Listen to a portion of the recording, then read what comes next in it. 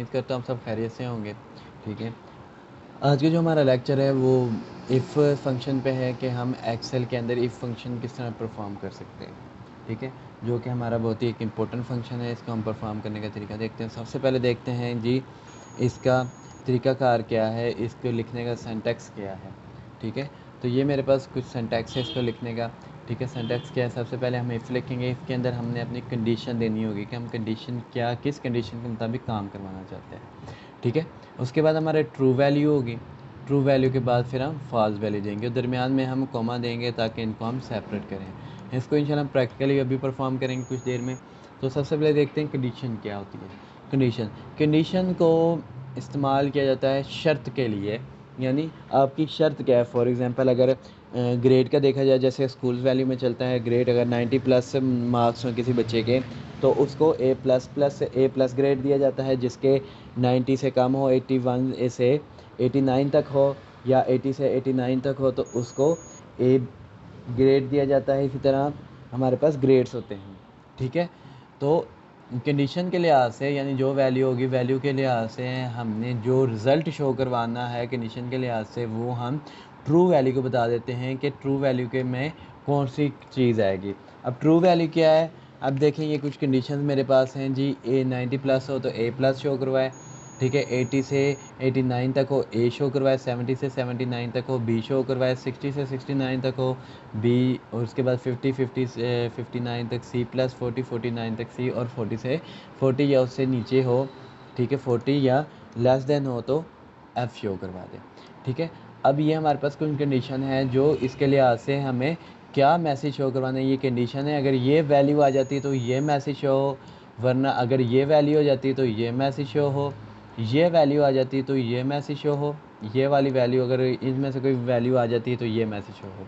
ठीक है, तो ये हमारे पास सारी ट्रू वैल्यूज़ बनेंगी। अब फॉल्स वैल्यू क्या बनेगी, फॉल्स वैल्यू हम देखते हैं फॉल्स वैल्यू क्या बनेगी। सबसे पहले हम इफ़ की एक यहाँ चेक कर लेते हैं इफ़।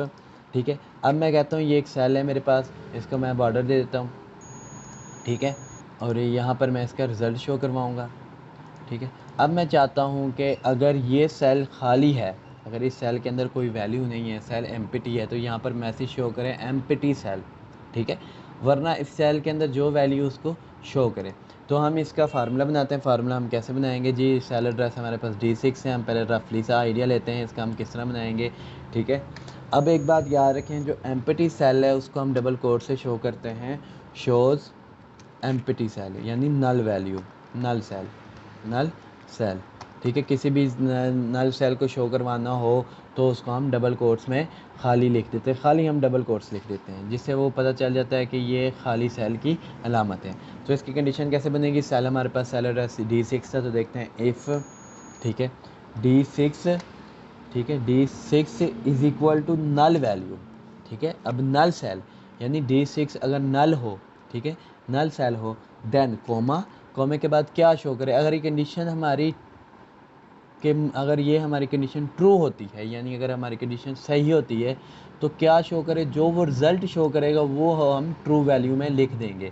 यानी अगर कंडीशन ट्रू होती है तो ट्रू वैल्यू का रिज़ल्ट शो होगा। ठीक है, तो क्या शो करे, अब हमने कोई भी मैसेज शो करवाना हो तो उसको हम डबल कोट्स में लिखते हैं, जो भी मैसेज हमने शो करवाना है। अब मैंने मैसेज शो करवाना है एम्प्टी सेल, तो मैं डबल कोट्स में लिखूँगा एम्प्टी सेल। ठीक है, एम्प्टी सेल डबल कोट्स में मैंने लिख दी।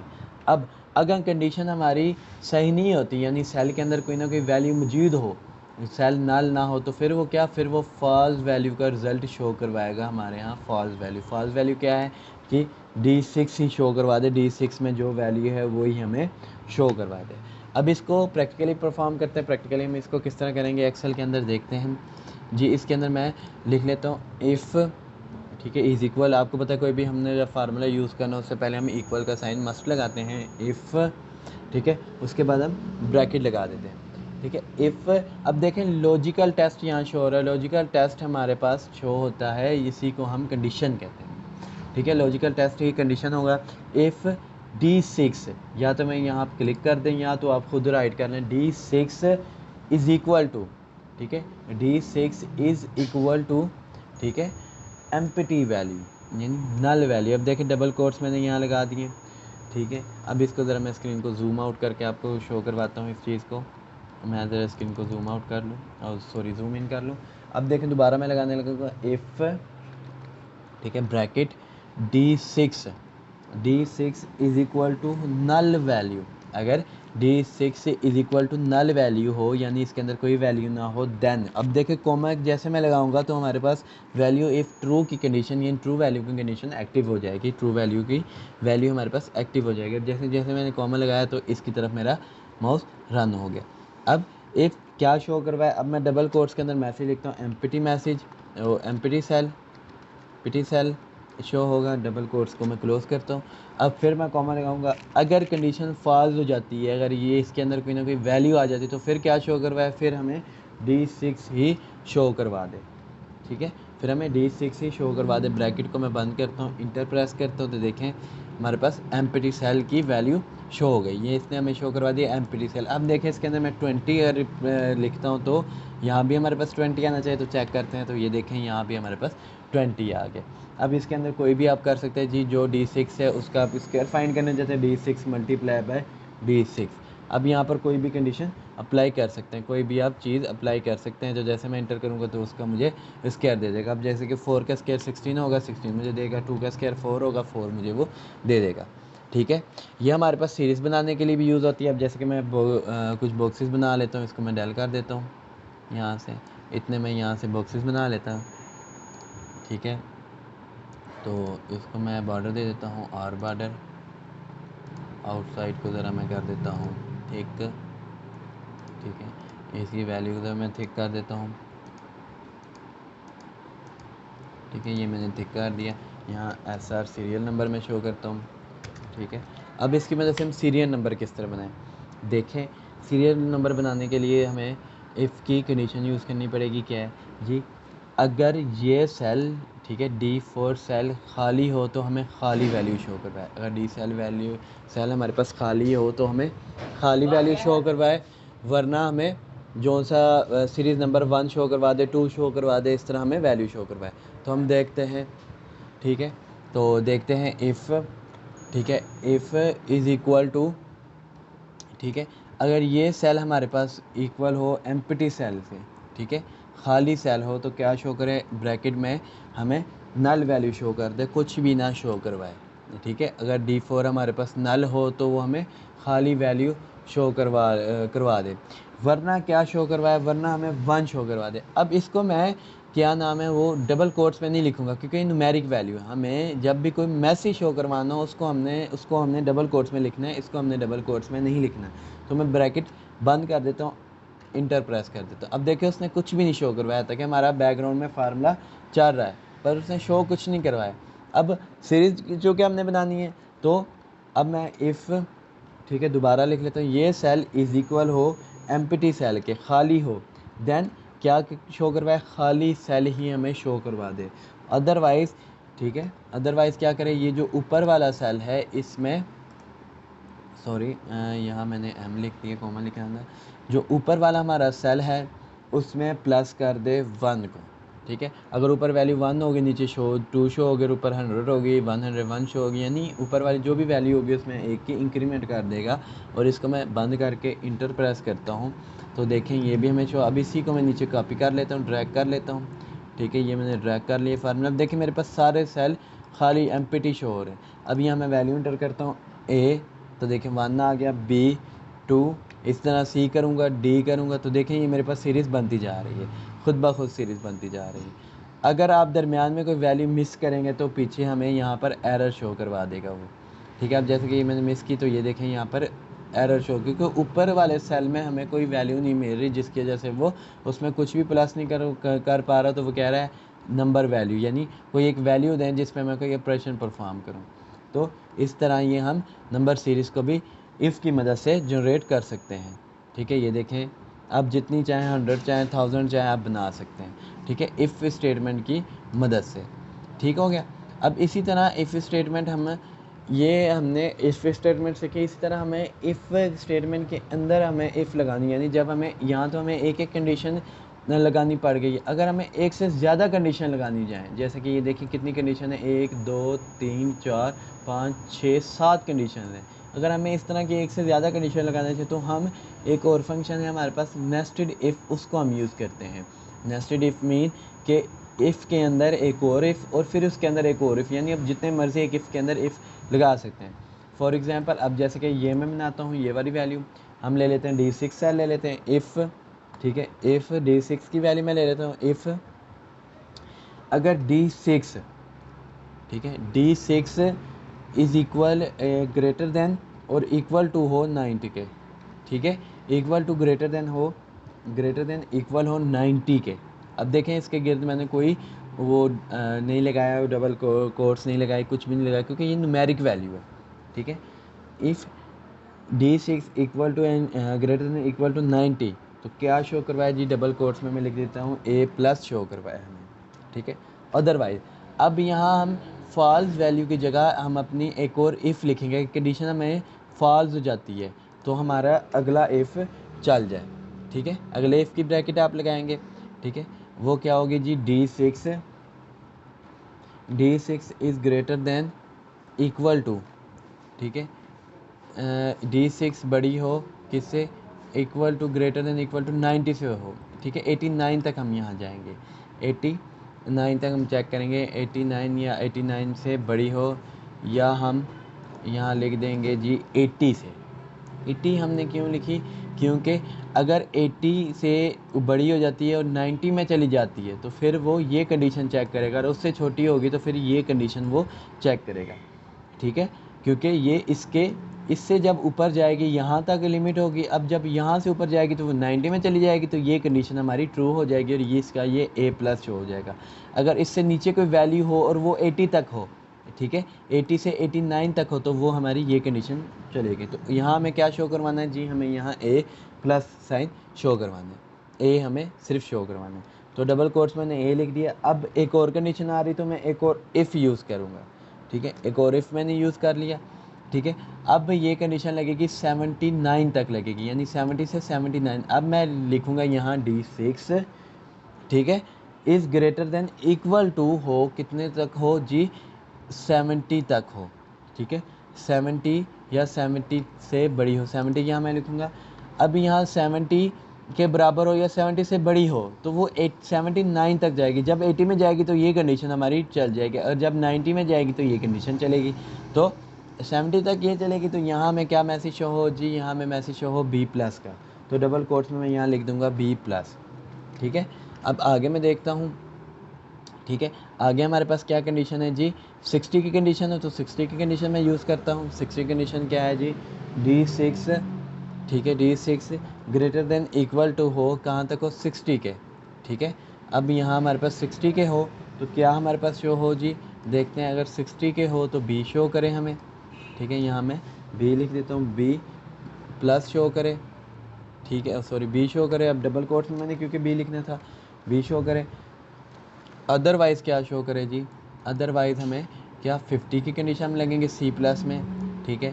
तो C+ में मैं 50 कंडीशन करता हूँ जी, इफ़, ठीक है, D6 greater than equal to हो 50 के, देन क्या शो करे जी, देन हमारे पास C+ शो करे, ठीक है, 59 तक C+ शो करेगा। देन हमें C+ वो शो करे जी, C+ शो करे, पता नहीं पता, ठीक है, C+ शो करें। C+ के बाद हमें फिर अगली वैल्यू हमें दे दें, ठीक है, अगली हमारे पास फिर फॉल्स वैल्यू आएगी, ठीक है। फॉल्स वैल्यू हम चेक करते हैं जी, अगला इफ़ हमारे पास क्या होगा, C+, अगला इफ़ हमारे पास होगा जी 40 का, ठीक है, 40 का C अगला इफ़ होगा। तो मैं चेक करता हूँ इफ़, ठीक है, D6 is equal greater than equal to क्या हो जी, 40 हो, ठीक है, 40। तो क्या हमें शो करे जी, C शो करवा दे हमें, ठीक है, C या हमें लिखते हैं C शो करवा दे। अदरवाइज़, ठीक है, अब यहाँ हम क्या अगर इससे कम वैल्यू हो, अगर इससे लेस देन 40 हो, 40 तक लिखिए, अगर लेस देन 40 हो तो, ठीक है। अब यहाँ 41 सॉरी मैंने दे दिया, लेस देन 41 हो तो क्या शो करवाए जी, हमें F शो करवा दे। अब क्योंकि अगली हमारी कंडीशन बनी नहीं तो लास्ट पे जो भी वो वैल्यू शो करेगा वो एफ़ में जाएगी। अब हमारे पास कितनी ब्रैकेट्स हैं, 1 2 3, ठीक है। अब जितनी ब्रैकेट्स आपने ओपन कितनी बंद करनी, 3।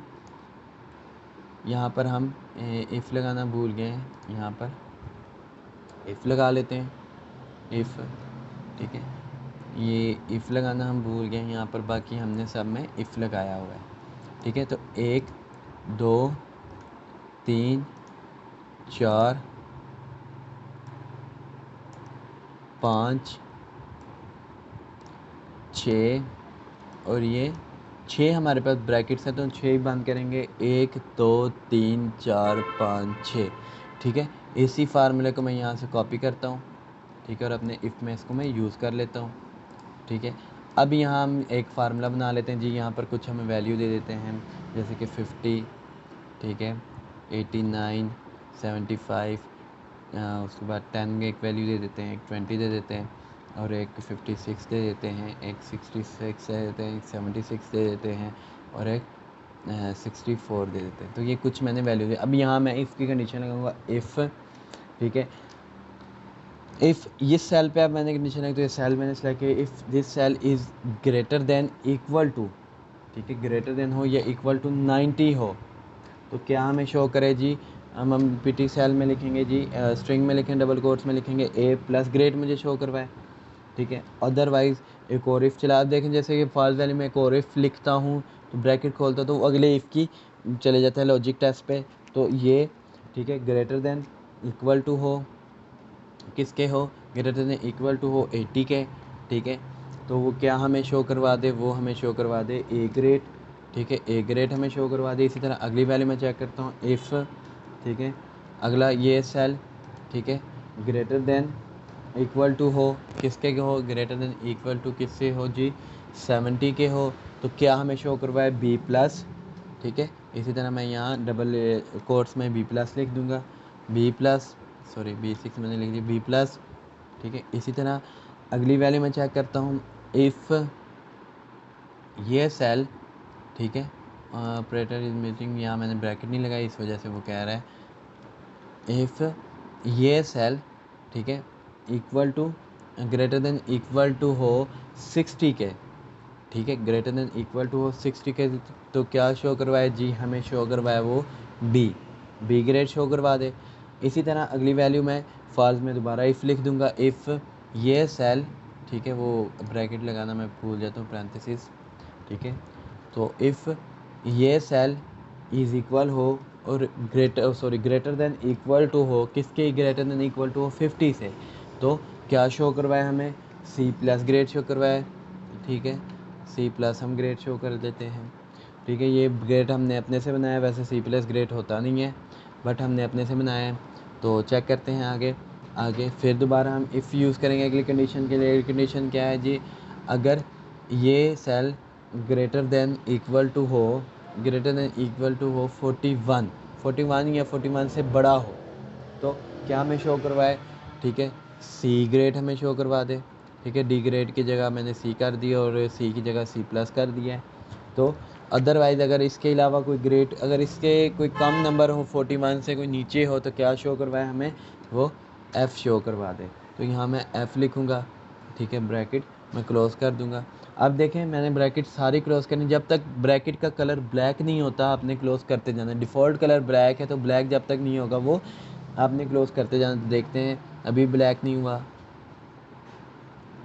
अब देखें अब आके ये ब्रैकेट का कलर हमारे यहाँ ब्लैक हो गया। तो इट्स मीन ये मैंने सारी ब्रैकेट लगा दी। अब जैसे कि मैं इंटर प्रेस करता हूँ तो ये देखें मेरे पास ग्रेड शो होना शुरू हो गए हैं। अब मैं इसको चेक करता हूँ जी, तो ये देखें ये हमारे पास पूरी कंडीशंस बन रही हैं। तो इस तरह आप किसी भी रिज़ल्ट शीट में ग्रेड ऑटोमेटिकली शो करवाना चाहिए। अब देखें ये मेरे पास 89 ए में आ रहा है, अब मैं इसको 95 करूँगा तो ए प्लस में जाना चाहिए, ठीक है। 85 करूँगा तो ए में जाएगा, 75 करूँगा तो बी में जाएगा। अब इसी तरह 40 करता हूँ, 41 की कंडीशन लगाए 40 करता हूँ तो वो एफ़ में चला जाएगा। तो इस तरह हम इफ़ की मदद से कोई भी ग्रेड बना सकते हैं, ठीक है। तो ये ऑटोमेटिकली ग्रेड हमारे पास शो करेगा, ठीक है। उम्मीद करता हूँ इफ़ कंडीशंस की आपको समझ लग गई होगी और ये बहुत ही इंपॉर्टेंट सबसे ज़्यादा यूज़ होने वाले फार्मूला है हमारे एक्सेल में, ठीक है। तो आप इसको ज़रा ध्यान से समझें। अगर आपको किसी चीज़ की समझ नहीं लगती तो आप ज़रूर मुझसे डिस्कस करें, ठीक है। तो इंशाल्लाह आपको असाइनमेंट भी मिल जाती है, असाइनमेंट भी आप रोज़ की रोज़ बनाते चलें। एक्सेल के असाइनमेंट बच्चों ना बिल्कुल मिस करो। अगर एक्सेल के असाइनमेंट मिस करोगे तो लास्ट प्रोजेक्ट में आपको बड़ा इशू फेस करना पड़ेगा। तो इसलिए आप असाइनमेंट ना मिस करें और जितनी जल्दी हो सके असाइनमेंट सबमिट करवाया करें, ठीक है। इसमें आपका ही बेटर है, आपकी स्पीड बढ़ेगी, आपको ही सीखने को मिलेगा, ताकि इसका जब आपको फाइनल प्रोजेक्ट मिलेगा तो आपको किसी किस्म की कोई परेशानी का सामना ना करना पड़े। तो उम्मीद करता हूँ आज का लेक्चर आपको समझ आया होगा। इंशाल्लाह मिलते हैं अगले लेक्चर में, तब तक के लिए अपना ख्याल रखिएगा। अल्लाह हाफ़िज़।